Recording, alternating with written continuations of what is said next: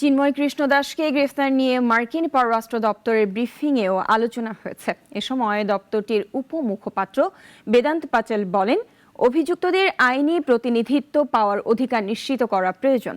বাংলাদেশে ধর্মীয় স্বাধীনতা ও মৌলিক মানবাধিকার রক্ষার তাগিদ দেন বেদান্ত পাচাল। যুক্তরাষ্ট্রের স্থানীয় সময় মঙ্গলবার দেশটির পররাষ্ট্র মন্ত্রণালয়ের নিয়মিত ব্রিফিংয়ে বরাবরের মতো প্রশ্ন আসে বাংলাদেশ প্রসঙ্গে। উঠে বাংলাদেশে সংখ্যালঘু হিন্দু সম্প্রদায়ের উপর কথিত সহিংসতার প্রসঙ্গ।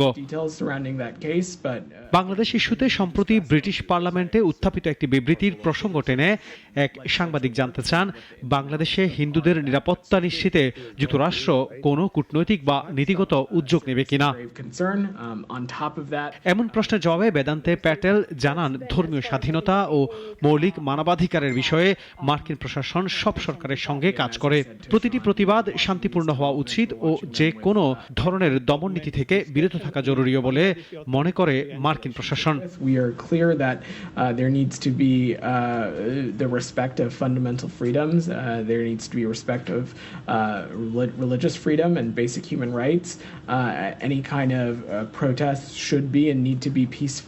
ব্রিফিংয়ে উঠে আসে চিন্ময় কৃষ্ণ দাসের গ্রেপ্তারের প্রসঙ্গ। মামলার সুনির্দিষ্ট তথ্য তাদের কাছে নেই জানিয়ে বেদান্তে প্যাটেল বলেন, প্রতিটি ক্ষেত্রে মানবাধিকার ও ন্যায় বিচার নিশ্চিত করার উপর মার্কিন প্রশাসন বরাবরই জোর দিয়ে আসছে।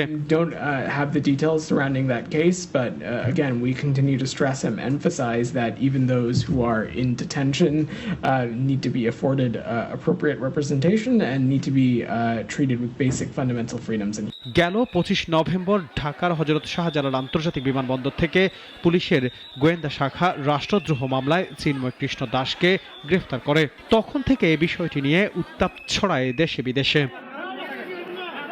আনোয়ার হোসেন, নাগরিক, ঢাকা।